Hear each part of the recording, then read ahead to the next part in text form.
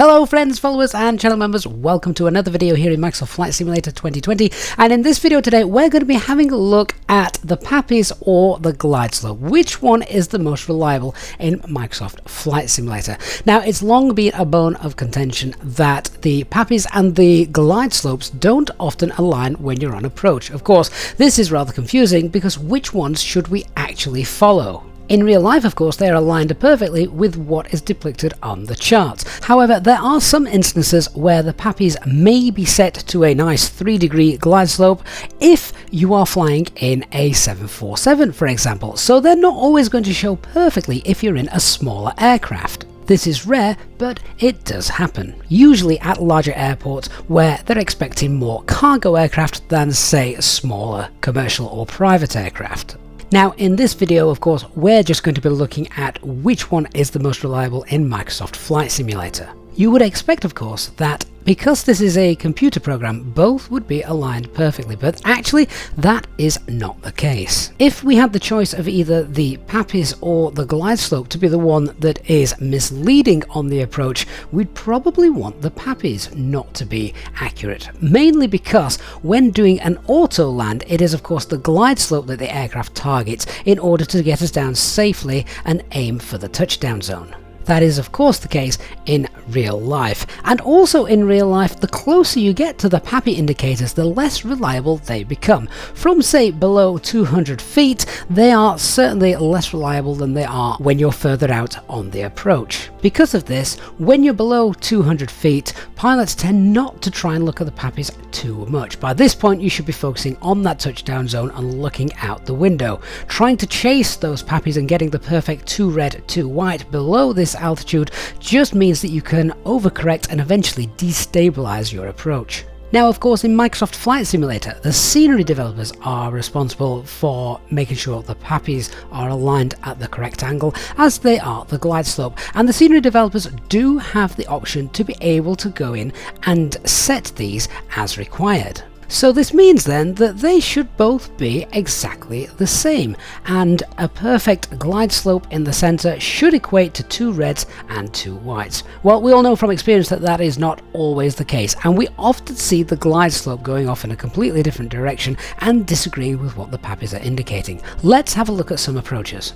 So on this approach you can see quite clearly that the autopilot has got the glide slope right in the center, and the PAPIs are also showing reliable as well, 2 red 2 whites. In this instance then everything is agreeing. Now, just for the case of this scenario testing, I'm just leaving the aircraft to do an auto land. It is not all set up correctly as you would do in real life, so please forgive me for that, but the aircraft should still touch down, flare and roll out. Let's just keep an eye on the PAPIs and the Glideslope, and you can see we're getting really close now, and whilst the PAPIs are showing well high, that's not to be too unexpected at this stage because, as I said earlier, they do become less reliable the closer we get. I'd say that one was a pretty good representation, and the scenery has both the ILS and the PAPIs in general agreement all the way down. Let's take a look at another auto land. This time I'm sure you will recognize the scenery. This is Geneva, and once again we've got the autopilot doing all of the work. Glide slope is captured nicely in the center, 2 whites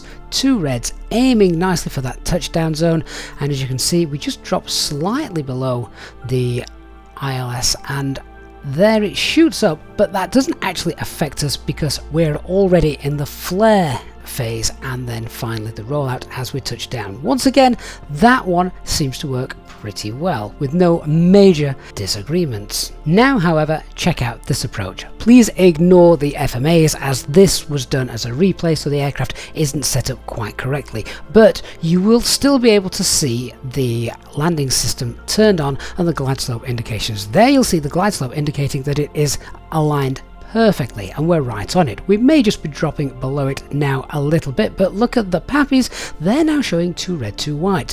PAPIs say we're on a perfect approach. The Glideslope, however, says that we are far too low. So in this instance, the PAPIs actually are much more reliable than the Glideslope, which is okay when doing a manual landing, but of course if you were doing an auto land, that might not work out quite so well. This then is that same approach, set up for an auto land. As you can see, the autopilot tracking that glide slope, which we saw in the previous video, and the PAPIs saying that actually we're far too high. But of course, the aircraft can't follow the track from the PAPIs, it's following the radio signal from the glide slope. So if the auto land system has us tracking the glide slope for this approach, see how high we are?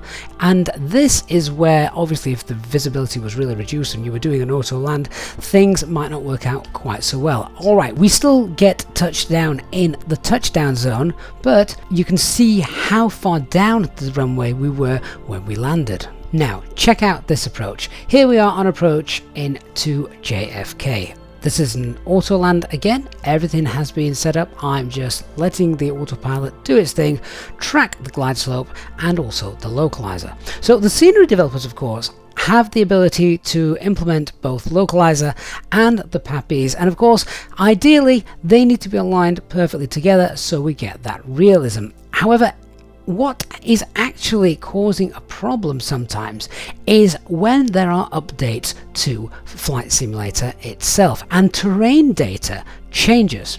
So I've been speaking to some very well-known and respected scenery developers, and they have told me that realistically the PAPIs will always be far more reliable than the glide slope. And as we just about to cross over the threshold now, watch that localizer. It veered off completely, meaning my auto land was completely scuppered, at which point I just gave this up and decided to let the aircraft crash into the ground, the terminals and all the other aircraft parked there. Quite comical, of course it is, because it's not in real life. This would never happen in real life. So when creating the airport scenery, the developers pop in the glide slope, set the required glide path angle.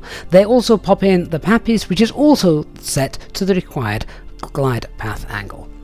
However, this may be okay to begin with, but when Microsoft Flight Simulator tweaks the terrain data, the glide slope can then become affected, and it means that no longer will the PAPIs and the glide slope align perfectly because the terrain data for the airport might have changed slightly. It'll only need to change a little bit and then suddenly both of them will be out. As a result of this, the PAPIs, however, because it's not a radio signal, it's just a beam of light which is set to that 3-degree flight path angle or whatever it needs to be for that airport, they, however, will always remain accurate because they are updated alongside the terrain data as that gets pulled in from the Microsoft servers. They will be in the same place, so the two white and the two reds are really reliable and should be followed to get you down to the ground at the perfect angle and touch you down in the right place in the touchdown zone. Now of course this isn't every airport, as we've seen a couple of videos here in this video where both the PAPIs and the ILS have been in agreement, and that's just because there's probably not been any update to the terrain data that surrounds it, meaning that everything is still fine. A little update, however, then means that the developers would have to go back in and tweak the ILS and the glide slope to make them realign again, so it would be a constant battle for them to get it to work. Now I'm not a scenery developer, so I don't fully understand all the implications of this, but it must be really frustrating when something that used to work no longer works following a little update and they then had to go around and reset it all. But the long and short of it is, in Microsoft Flight Simulator, which is most reliable, the glide slope or the PAPI lights? Well, turns out those PAPI lights are the things that you need to be focused on. Great if you're not doing an auto land, and if you are, let's just pray that glide slope is aligned perfectly.